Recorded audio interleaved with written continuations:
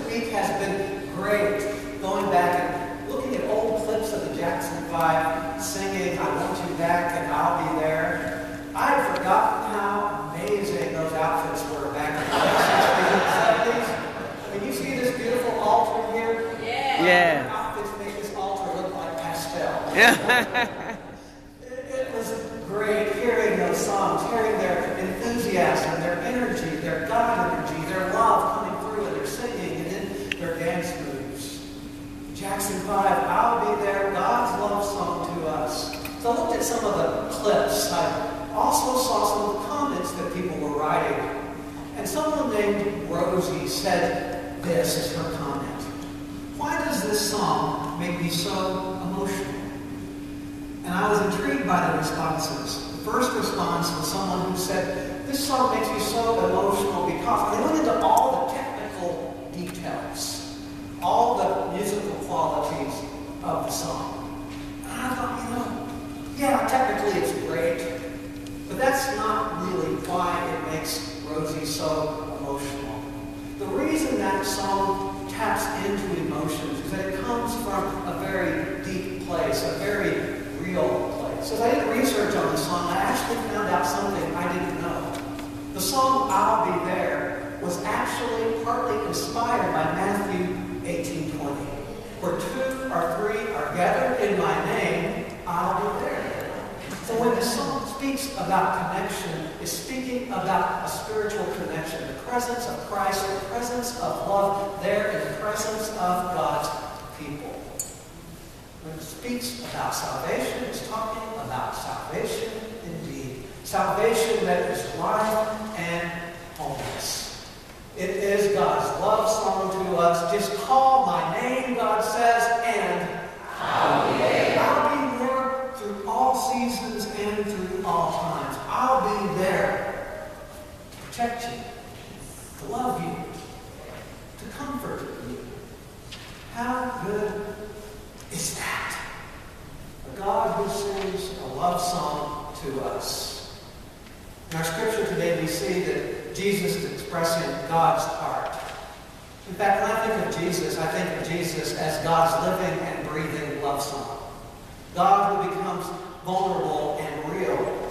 A God who walks with us, and a God who experiences what we experience, including the threats that we sometimes experience in life. Today, the Pharisees speak to Jesus of a threat on his life, and Jesus responds with a sense of confidence. You tell that fox, I'm going to continue with the mission that I have. I am not afraid. We also see Jesus' heart broken open, because love does that. Jesus stands over the city of Jerusalem and expresses God's vulnerability and God's longing when Jesus says, Jerusalem, Jerusalem, you who kill the prophets and stone those who were sent to you, how often have I wanted to gather your people just as a hen gathers her chicks under her wings. But you didn't want that. Do you hear the longing in Jesus' heart? Here he reminds us of Jackson 5 when they sing, I want you back. I want you back. Come back and I'll protect you and care for you. Jesus echoes and St. Vincent Millay, who said, they say when you're missing someone that they are probably feeling the same. But I don't think it's possible for you to miss me as much as I'm missing you right now. Oh, Jerusalem, Jerusalem, Jesus says, come and let us be together again. Let me comfort you and protect you. Jesus uses this image of the mother hen, the shelter of wings. Jesus was steeped in the Psalms. They were in his DNA. And as he offers these words of protection for Jerusalem, this lament, perhaps he's echoing Psalm 27. You are my light and my salvation. Whom will I fear? You are the fortress of my life. Of whom will I be afraid? Though an army mounts a siege against me, my heart will not fear. Though war break out against me, I'll still be confident. God is there as comforter. This image of the mother hen, however, is not just an image of comfort. It's also a powerful of protection. The God who will be there to protect. Now, I was born in West Texas, and so I've been around some other hymns. And I can tell you they're not just about comfort. In fact, if you mess with their chicks, they will peck your eyes out. And Jesus here is talking about this fierce protection. You will keep me safe, Jesus says in Psalm 27:5, when trouble arises. You will hide me under the cover of your tower. Just call my name and I'll be there. God's love song to us is a comforting presence. It's also a protecting presence. And it is a transforming presence. The God who is there with us is a God who loves us into wholeness and fullness of life. A God who restores us to joy. For some, this is a journey. Becky is one who grew up in a very abusive household. And that abuse haunted her into adulthood. It impacted her life. She came to a place, however, where she called out to God. It was not an immediate transformation, but she heard that God was coming to her, and she felt the presence of God. She turned to God to comfort and to protect her. When those images from her past came back, she would call on God's name. Ultimately, she came to a place where she wrote these words. I have been carved and chiseled, bit by bit, over time, until there is nothing left. I have been hollowed from the inside out. When I thought I had nothing left to give, God used me as an instrument. An instrument to play the music of salvation, of healing, and self-worth. To those who were equally emptied of their spirits. And so by the grace of God, I have been transformed from victim to victor. God says, just call my name and I'll be there. Now, part of the good news here is that Becky had learned to trust. She learned to trust the voice of wholeness, the voice of God. She called to God, and then God called back. And I think that's really how a spiritual life works. When we call on God's name, God comes to us. And then God gives us messages for our soul. I believe that God gives us what we need when we need it. There's a book called God Calling. And it really addresses this idea that when we call out to God, God will then call as well and offer the words that we need. It was written by two friends. They did not want their names to be known. They wanted it to be from their heart, not about them.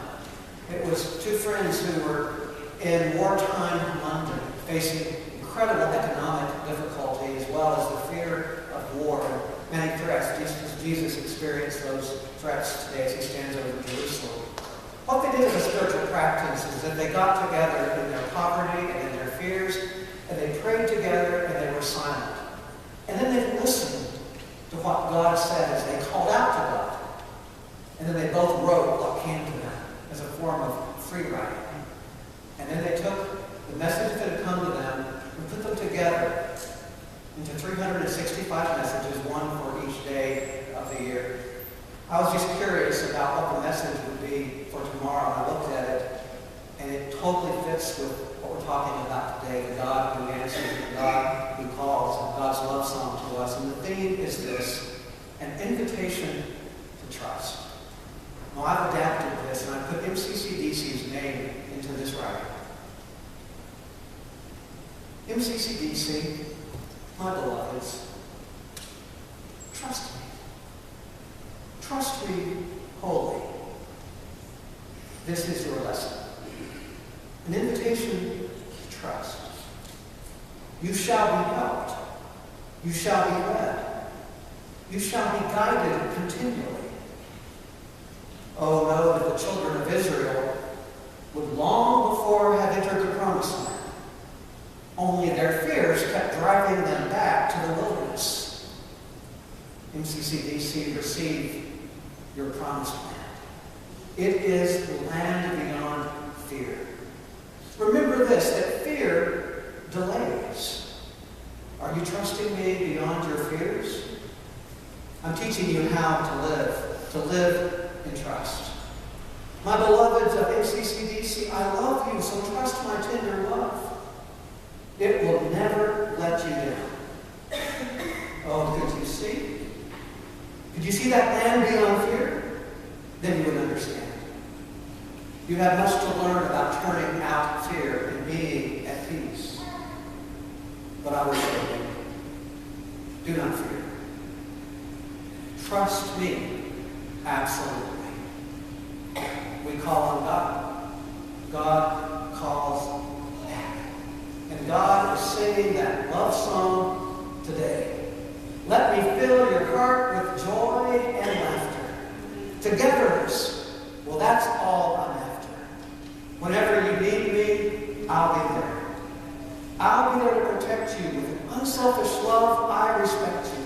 Just call my name, and I'll be there. I'll be there. Amen.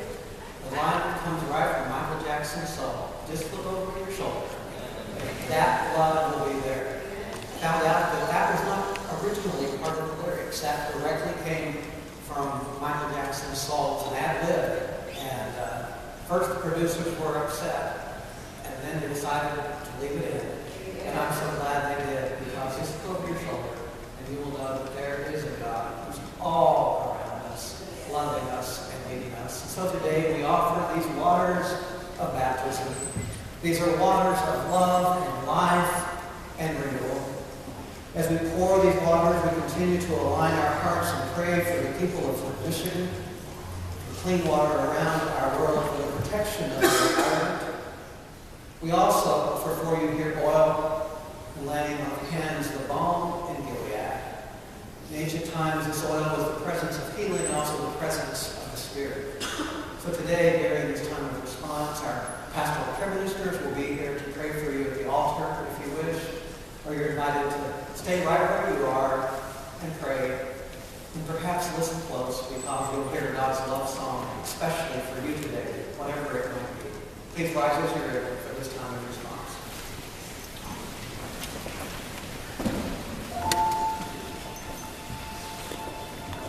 Hymn number 1.